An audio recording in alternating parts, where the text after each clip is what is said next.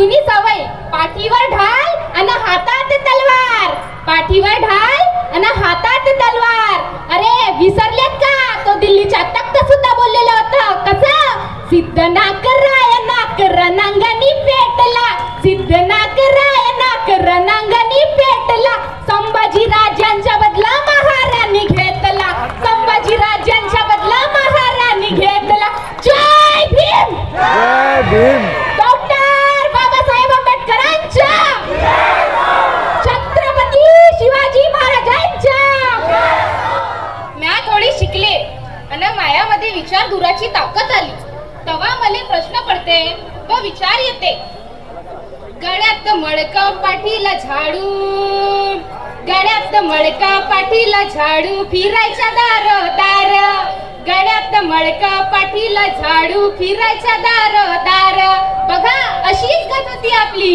गळ्यात मडका पाठीला झाडू, गळ्यात मडका पाठीला झाडू, फिरायच्या दार दार, तू फिरायच्या दार दार.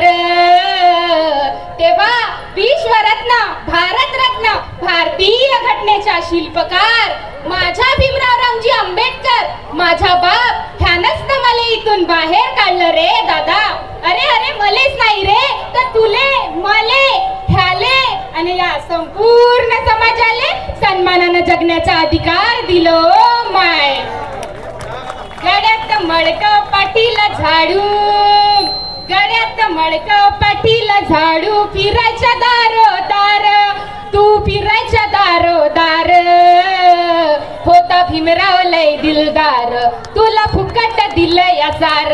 होता भीमराव लय दिलदार, तुला फुकट दिलं या सार. सांगा राजे हो, काय बीतत असन हो त्या काळात, जेव्हा त्या मनूच्या पिल्यानं पेशव्या बाजीरावानं माया पूर्वजावर अत्याचार करून ही समजून आमची सावली पण मिटाडते म्हणून आमच्या गळ्याला मडकं आणि कमरेच्या पाठीला झाडू बांधला. आणि हात विचार ऐकूनच मला कसं विसरलेच येते व माय. राजे हो, 1 जानेवारी 1818 ले मायेश ते 500 मार भाऊबाप जर लढले नसते तर आज माया जगण्याला काही अर्थ राहिला असता का हो माय? धन्य ते माय पूर्वजांना, धन्य ते बाबासाहेब, जैन हा इतिहास समजून मायासारख्या स्वतंत्र भारताच्या लेकीले आज मानाचं सन्मानाचं जीनं मिळवून दिलं माय. काके तू लेकरू हातात झाडना, डोईवर शेणाची पाठी, काके तू लेकरू हातात झाडना, डोईवर शेणाची पाठी. कपड्याना लत्ता खरकटा भत्ता, फजती होती माय मोठी.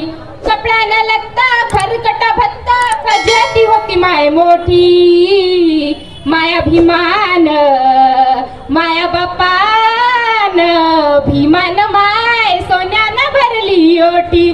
मायाभिमान भीमान माय सोन्यानं भरली ओटी. अशी गत होती व माय आमची. गाव भरलं राहायचं आणि आम्ही गावाबाहेर पडायचो.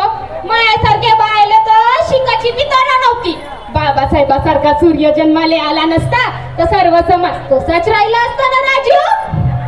तुम्ही जसं एकमेकांसोबत खेळता शिकता तसं झालं तरी असतं का माय? पण आज मला पाहिलं का मी कशी नटून ठटून आले? आत्मविश्वास तो आला कुठून? बाबासाहेबाच्या घटनेनं दिला ना माय मला. मायासारख्या लोय पोरी शिकून सवरून मोठमोठ्या पदावर गेल्या. मॅडमा, डॉक्टरनी, पोलिसनी, कलेक्टरनी झाल्या. आताचीच बाकी आपली राष्ट्रपती एक महिलाच आहे की नाही? बरं मला सांगा, आपल्या राष्ट्रपतीचे नाव काय? कोणी सांगेल का? हे सांगा की महिलांना सांगा. बरं नसेल माहिती मी सांगते. आपल्या राष्ट्रपतीचे नाव द्रौपदी मुर्मू आहे. समाजातल्या लोकांना मनोदय न पुरतच चढलं होतं. लहानपणीच लग्न उरकवून टाकायची आणि इकडे नवरा गच्चकला की पोरीच्या टक्कल झालंच म्हणून समजा. माया सावित्री मायला काय कम पस्त पडले का माय? नवरा ज्योतिबा होता म्हणून बरं, नाही तर काही खरं नव्हतं. बाबासाहेबासारख्या बॅरिस्टरले किती त्रास झाला हो माय, काय सांगू तुम्हाला. बाकीच्या गोष्टी तर आपले गायक दादा सांगतीलच तुम्हाला आपल्या गाण्यातून. पण एक गोष्ट बाबासाहेबानं खरंच सोन्यानं ओटी भरली हो माय. आणि हो इथं बसलेल्या सर्व पुरुष प्रधान संस्कृतीचे आणि सर्व पोट्टेले बी सांगते बघा, आता आमचे हात गवरे थापणाऱ्या शेणाचे आणि भाकरी करणाऱ्या पिठाचे नाही राहिले बरं का. घटनेनं आम्हाला भरपूर अधिकार देऊन ठेवलेला आहे आणि प्रत्येक ठिकाणी राखीव जागा पण हाय हो माय. मग आम्ही कुणाच्या बाप्पाले पण भियत नाही. तुमच्या सोबतच नाही तर तुमच्या एक पाऊल पुढे चावत राजू आम्ही. कमजोर समजायचं कामच नाही आम्हाला. बाबासाहेबाच्या घटनेनं भरपूर अधिकार देऊन ठेवलेले आहे आम्हाला. पुनर्विवाह, पोटगिरी, घटस्फोट, स्त्रियांना मतदानाचा अधिकार, स्त्रियांविषयी अपमानाची वागणूक देणाऱ्या मताची मनुस्मृती जाणून स्त्री स्वातंत्र्य दिनाचा जाहीरनामा प्रसिद्ध करून दिला. आताचेच बघा, जर ते नसते तर मी तुमच्या समोर एवढं बोलू तरी शकली असती का राजू? आणखी काय सांगू ना, किती सांगू, ह्या पोट्यांचं काही खरं नाही बरं. थोडस काही स्त्रियांबद्दल चांगलं सांगायला गेलं की यांच्या मध्ये चालूच, इकडे लुडबुड सुरूच. माया बापाहून भीमाचे उपकार लई हाय र, माया बापाहून भीमाचे उपकार लई हाय र. तुम्ही खाता त्या भाकरीवर, तुम्ही खाता त्या भाकरीवर. अरे आपण खातो त्या भाकरीवर, आपण खातो त्या भाकरीवर. बाबासाहेबाची सही हाय र, आपण खातो त्या भाकरीवर. बाबासाहेबाची सही हाय र. एक गोष्ट आणखी सांगते हो माय, आजकाल खूप गप्पा चालल्या की संविधान बदलणार आहे, संविधान बदलून हिंदू राष्ट्र होणार आहे. असं बोलणाऱ्याला एकच गोष्ट म्हणेन व माय, अरे तुमची ही पिढी काय, तुमच्या शेकडो पिढ्या जरी आल्यात ना तरी आमच्या बाप्पाचं संविधान बदलवू शकणार नाही.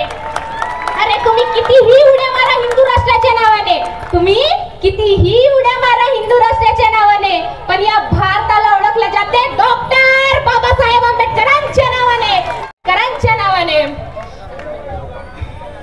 आणि कोण रे ते नालायक लोक जे संविधान बदलण्याची गोष्ट करतात? आणि कोण रे ते नालायक लोक जे संविधान बदलवण्याची गोष्ट करतात? अरे ज्या लोकांना भीमा कोरेगाव इथं बघायचे असेल ना त्यांना बिंदास आमच्या नादी लागा. ज्या लोकांना भीमा कोरेगाव इथं बघायचे असेल ना त्यांना बिंदास आमच्या नादी लागा. कारण जुनी सवय, पाठीवर ढाल आणि हातात तलवार, पाठीवर ढाल आणि हातात तलवार.